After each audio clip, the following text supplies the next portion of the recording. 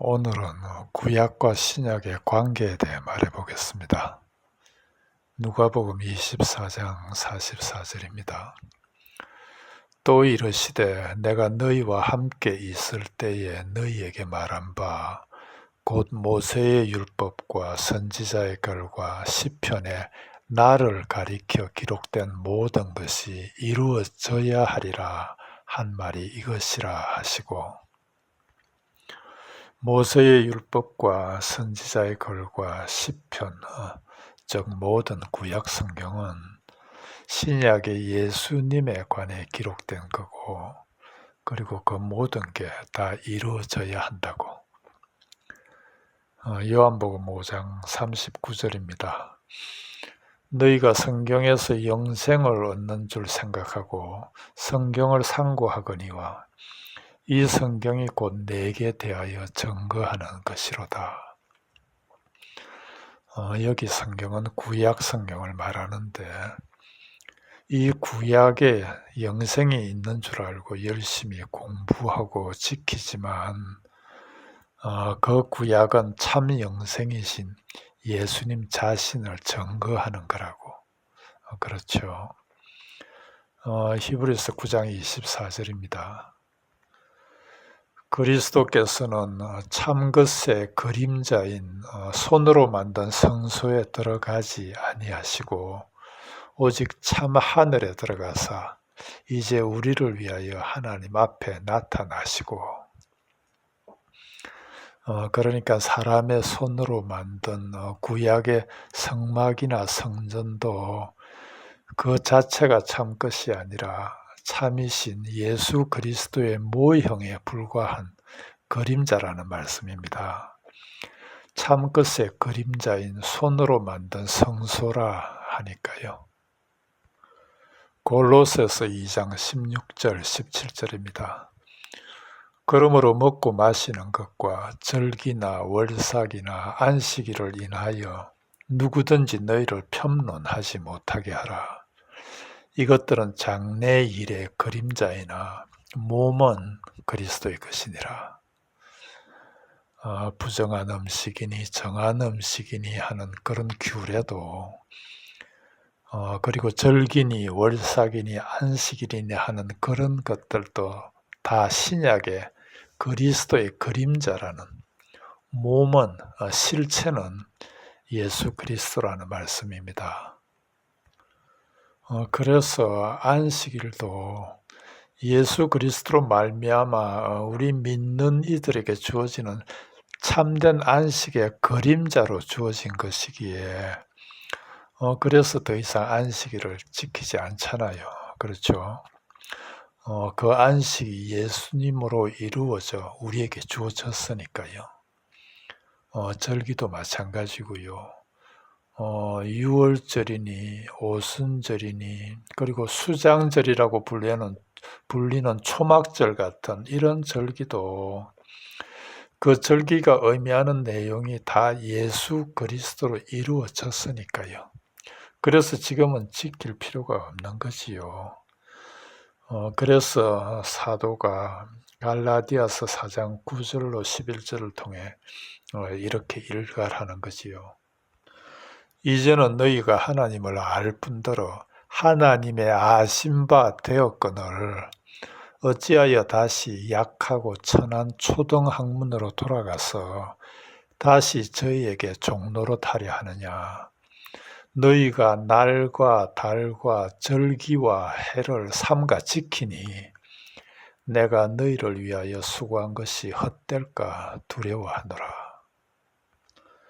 절기를 포함한 이 모든 게 다 예수 그리스도를 통해 이루어졌는데 왜 아직도 그런 걸 지킨다고 그것들에 매여 종노릇하고 있냐는 거지요. 그것들은 약하고, 즉 능력도 없고 유치한 그런 초등학문인데, 그래서 예수님이 말씀하시는 거지요.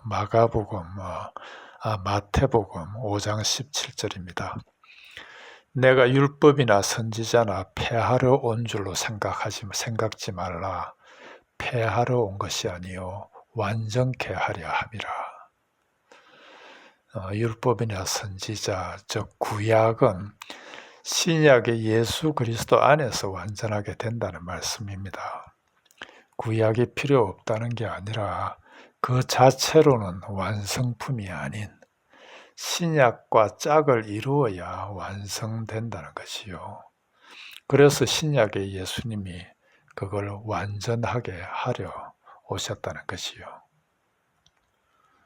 그래서 우리 믿는 이들은 비록 육신을 입고 이 땅을 살고는 있지만 영적으로는 예수님이 다 완성하신 십자가에서 다 이루었다 하신 그 세계를 살고 있는 것이요.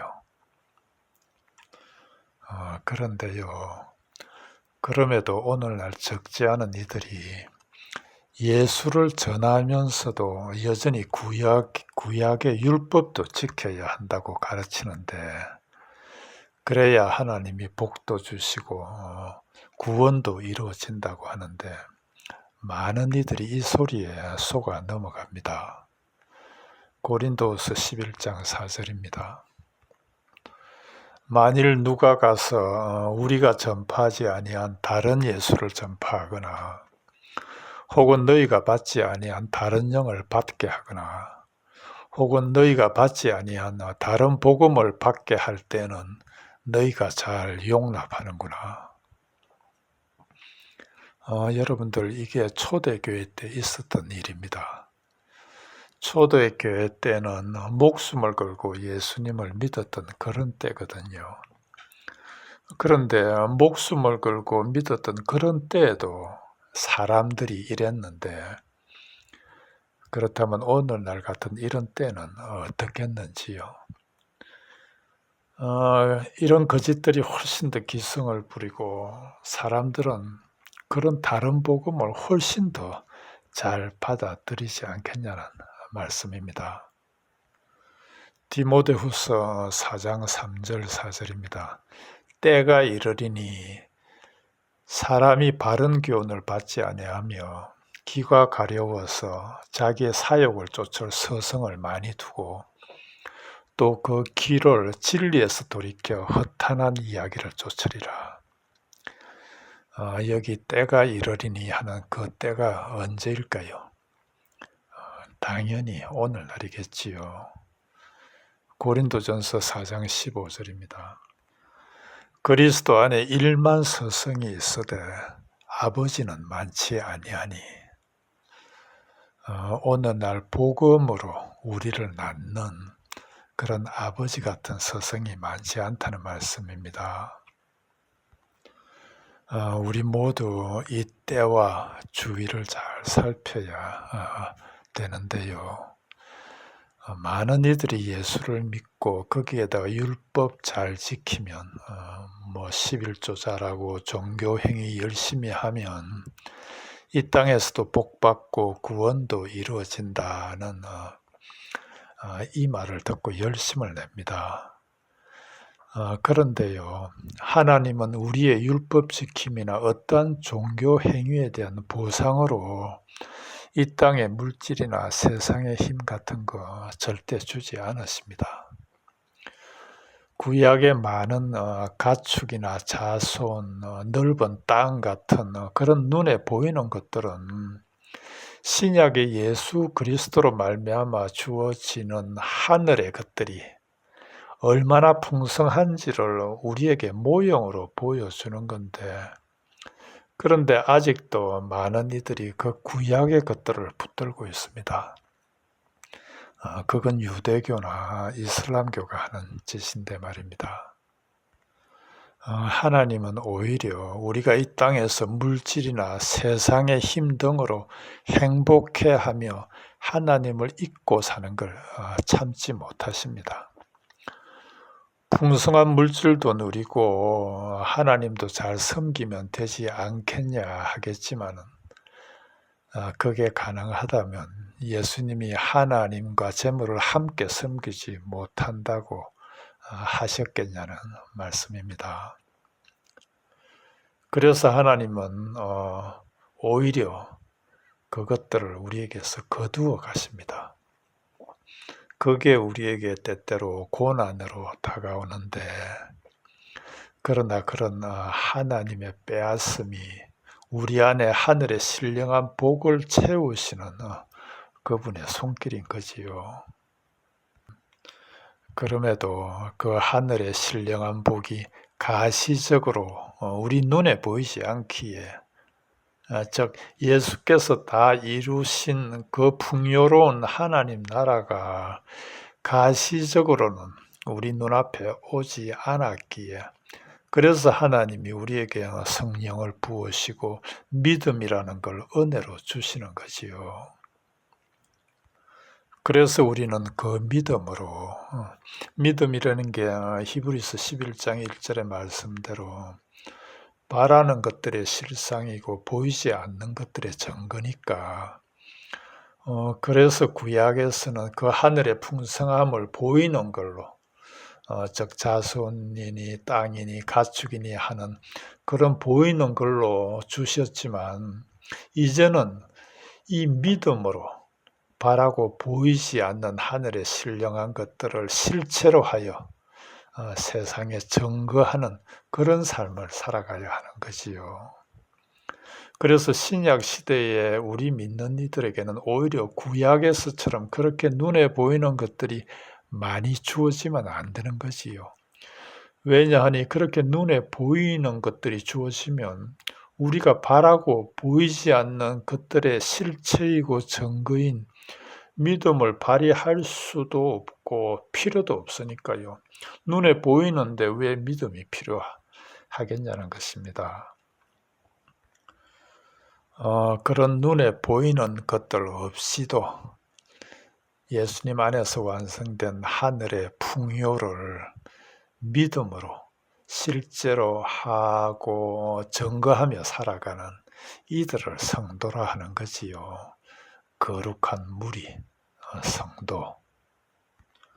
온 세상이 한 방향으로 떼지어 가는데 어떤 적은 무리가 거기서 떨어져 나와 전혀 다른 방향으로 구별되어 분리되어 가는, 그걸 거룩이라 하는데, 그들이 거룩한 무리, 즉 우리 믿는 이들, 성도인 거지요. 이렇게 구약이나 신약이나 성경은 예수 그리스도에 대한 책입니다. 성경은 우리가 행해야 할 무슨 규범이 적혀 있는 그런 법전도 아니고요. 하나님을 통해 이 땅에서 잘 먹고 잘 사는 그런 방법을 기록해 놓은 책도 아닙니다. 성경을 인간 중심으로 보면 우리가 하나님을 위해 무엇을 해야 하며 무엇을 얻을 것인가 하는 이런 데 관심이 쏠리지만, 하나님 중심으로 보면 하나님이 어떻게 그리스도 안에서 당신을 드러내시며 당신의 약속을 이루어 가시나에 관심이 모여집니다. 성경은 하나님의 구약, 즉 옛 언약과 신약, 즉 새 언약으로 이루어진, 창세 전에 그리스도 안에서, 다시 한번 그리스도 안에서 우리를 택하사 우리로 당신 아들이 되게 하신 이 언약을 이루시려고 예정하시고 실행하시고 이루어 가시는, 그리스도 안에서 이루어 가시는 하나님의 말씀임을 늘 기억하고 대하기 바랍니다. 오늘은 여기까지 하겠습니다.